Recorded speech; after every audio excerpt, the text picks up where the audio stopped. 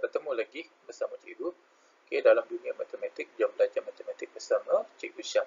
Jadi pada video kali ini kita akan sambung lagi dengan matematik tingkatan 2. Kita akan pergi pada bab 6, bentuk geometri 3 dimensi. Okay, kita akan fokus dalam video kali ini hanya kepada subtopik 6.1, iaitu sifat geometri bentuk 3 dimensi. Okay, kita teruskan ya.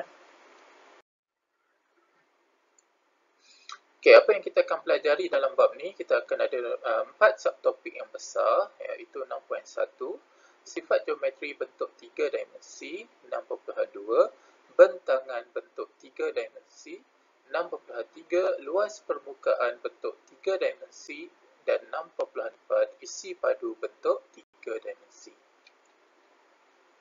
Okay, rangkai kata yang selalu kita akan pakai bentuk 2 dimensi, iaitu 2-dimensional shape, bentuk 3 dimensi, 3-dimensional shape, sifat geometri, geometrical characteristic, bentangan, net, luas permukaan, surface area, isi padu, volume, rumus, formula, kerata rentas, cross section ya. Okey, next. Okey, pernah tengok tak bangunan ni? Ya. Cikgu pernah mengajar di Sabah dulu, jadi cikgu familiar lah dengan bangunan ni. Okey, ini adalah bangunan ataupun menara. Okey, Tun Mustafa yang berbentuk silinder merupakan satu daripada mercu tanda kebanggaan rakyat Sabah. Bolehkah anda meneka luas permukaan dan isi padu menara tersebut? Silinder merupakan satu daripada bentuk geometri 3 dimensi yang wujud di sekeliling kita. Perhatikan sekeliling anda dan nyatakan bentuk geometri 3 dimensi yang boleh anda dapati. Bandingkan bentuk geometri yang diperoleh dengan rakan anda. Okey, bahasan silam Perkataan geometri berasal daripada dua perkataan Yunani, iaitu geo yang bermaksud bumi dan metria yang bermaksud ukuran. Kajian geometri direvolusi oleh Euclid yang mendapat gelaran sebagai bapa geometri. Buku beliau yang bertajuk Elements merupakan rujukan utama dalam pengajian matematik, terutama dalam bidang geometri pada pertengahan kurun ke-20. Macam biasa, nak dapat maklumat lanjut, scan QR code ni atau masuk laman web di bawah ni masalah bab ni kenapa kena belajar? Yang pertama, pengetahuan dan kemahiran dalam bab ini kita dapat bantu arkitek dan juga jurutera untuk mereka bentuk dan melukis pelan sesebuah bangunan. Mereka dalaman juga mengaplikasikan ilmu pengetahuan dalam bab ini untuk menghasilkan lanskap dan kerja-kerja rekaan hiasan dalaman yang menarik serta sesuai dengan keluasan ruang yang diperuntukkan. Ini antara lah anak-anak boleh fikir lagi lah kenapa kita kena belajar. Aktiviti kreatif, mengklasifikasikan bentuk 3 dimensi. Kita ada skrin ni, calung ni. Ni apa ni? Nasi lemak kan. Ni ada hadiah, kotak hadiah. Tisu, tandas. Ni bongkah. Namakan bentuk geometri bagi setiap objek di atas. Banding dan nyatakan perbezaan objek di atas dari segi sifat permukaan dan bentuk. Bincangkan pendapat anda dengan kawan. Ini yang dicadangkan lah, anak-anak boleh pilih lagi bentuk 3 dimensi yang lain kita tengok apa hasil perbincangan yang sepatutnya. Setiap objek yang ditunjukkan di atas mempunyai bentuk geometri 3 dimensi dengan sifat geometri yang tersendiri. Bentuk geometri 2 dimensi seperti segitiga, segi 4 tepat dan poligon mempunyai panjang dan lebar. Selain itu, bentuk geometri 2 dimensi mempunyai permukaan yang rata. Bentuk 3 dimensi pula mempunyai panjang, lebar dan kedalaman. Bentuk ini mempunyai permukaan sama ada, rata atau melengkung. Jadi dan seterusnya anak-anak boleh baca yang seterusnya ni. Jom kita tengok sifat geometri bentuk 3 dimensi. 6.1.1 bentuk 3 dimensi. Standard pembelajaran membandingkan, membezakan dan mengklasifikasikan bentuk 3 dimensi termasuk prisma, piramid, silinder, kon dan sfera dan seterusnya menguraikan sifat geometri prisma, piramid, silinder, kon dan sfera. Okey, imbas QR code di bawah ya untuk meneroka bentangan bentuk 3 dimensi atau masuk laman web di atas tu.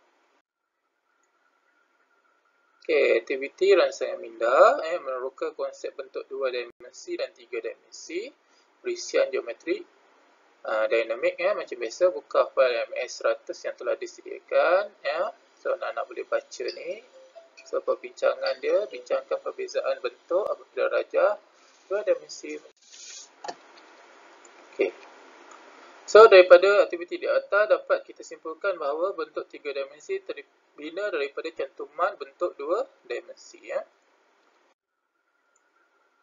Okey, jom kita tengok jadual yang menerangkan bentuk 3 dimensi dan sifat-sifat geometri. Imbas kembali. Apa maksud kongruen? Kongruen bermaksud perihal yang mempunyai saiz dan bentuk yang sama ya. Okey, tahukah anda piramid dan prisma dinamakan mengikut bentuk tapak tetrahedron, prisma heksagon, prisma segitiga. Prisma tu kita tengok ikut tapak dan juga piramid sama juga. Okey, ini adalah bentuk geometri serong di mana tegak dia tu serong. Jom fikir, apakah kubus dan kuboid merupakan sebuah prisma? Cuba fikir. Okey, bentuk geometri. Alright, ini adalah bentuk prisma, tapak. Okey, sifat geometri mempunyai dua tapak rata berbentuk poligon yang kongruen dan selari. Permukaan rata dengan muka lainnya berbentuk segi empat, mempunyai kelatan rentas yang seragam. Piramid, bawah tu tapak lah dan dia ada puncak kan.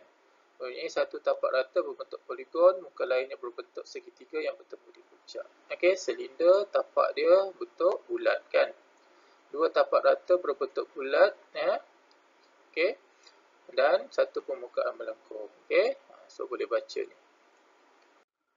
Okey, ada lagi.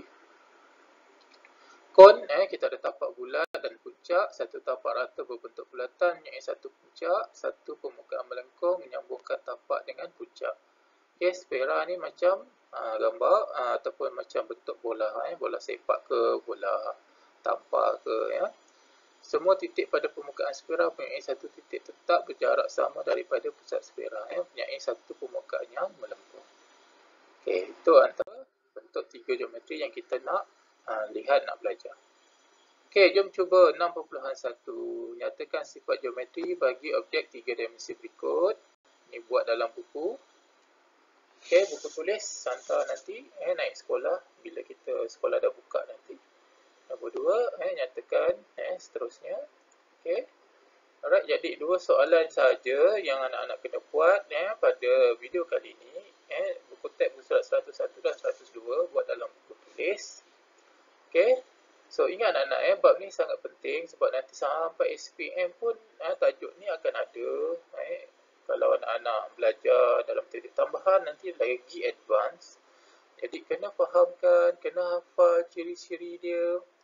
Okey, nanti pada subtopik yang akan datang lagi banyak benda yang kita akan teroka tentang bentuk 3 dimensi ni yang anak-anak kena lebih ingat dan lebih faham. Okey. So untuk video kali ini itu saja anak-anak. Okey, terima kasih. Okey, kita akan berjumpa lagi pada video yang akan datang. Assalamualaikum. Bye.